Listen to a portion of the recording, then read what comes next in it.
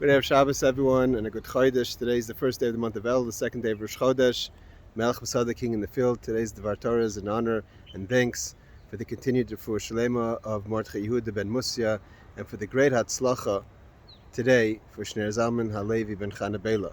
So we learned an amazing Sikha today from the Rebbe. The Rebbe spoke in 1989 on the first day of Rosh Chodesh. And we know that the question is the first day of Rosh Chodesh, the second day of Rosh Chodesh, begins the 40 days of Ratzon. Moshe went up 3 times to the mountain. The first time to receive the first luchais, the second time to atone for the golden calf, and the third time to receive the second tablets, the second luchais. And like Rashi teaches us in Parshas Esav, they were beratzon. Just like the first time God had a full desire for the Jewish people, so too the Jewish people reached tshuva, and therefore they were able to accomplish even to be greater. Kaflaim l'teshiyah, the second luchais are much greater than the first luchais. And that's why the month of Elul is the month of tshuva, and the month of Melech Basada to encourage us and to empower us to go and do tshuva. So we learned an amazing thing. In Micha it says, in the prophecy of Micha, it says that Beglalchem, because of the Jewish people, Hashem says, Zion Sada Techaresh, Zion will be plowed like a field. And it's brought down that Hadrian, the horrible Rosh, the horrible Roman emperor who put down the Bar Kokhba rebellion for independence, it says that the Rabbi Kiva and the Chachamim watched how he plowed the Temple Mount, and they cried to see the prophecy come true, and Rabbi Kiva was laughing to know what was coming with that. But we know an amazing thing the Rebbe teaches us, that what is Hadrian? Hadrian represents Rome, Edom, Esav. Esav, the brother of Yaakov, is Isha Sada.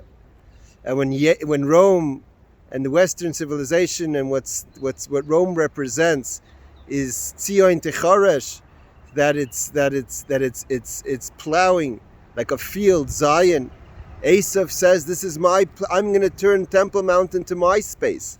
I'm Isha Sada. I'm going to turn Zion into like a field, a place of Esav, not the city, which is a Jewish city, like we learned in this week's parsha, a city that has walls and has doors and has gates and has security and has guards and it has judges at the gates, so we know how we're supposed to interact. We have the safety. Esav says, I'm a person in the world. I'm out there in the environment. I'm out there in Isha Sada, a place that anything could happen.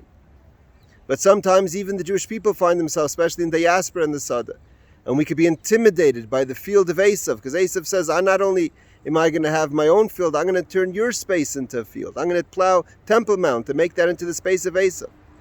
So comes the month of Elul and says, not only are we not intimidated, and not only do we have Shoftim v'Shotrim, we have gates, and we have guards, and we have judges to protect our space in this environment of Golus, even if we find ourselves in the Sada, but we go out to the field.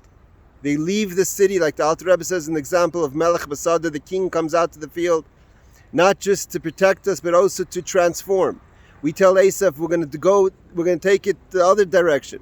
We're going to do a total 180. You're going to plow Temple Mount. We're going to turn the fields of Esav into the fields of Kedusha.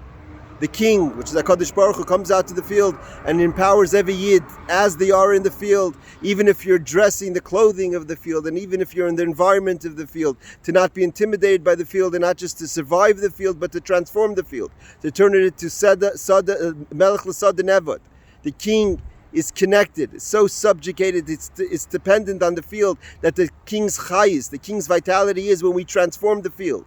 And being there in the field, he gives us a radiant face, and he gives us upon him shechakas, a face of encouragement, to give us the koiches, that not only that we take the month of Elul as a refuge to protect ourselves and to transform ourselves personally, but also to transform the whole place of the world, to turn the whole world that's the Sada of Esav into a place that's a holy place for God.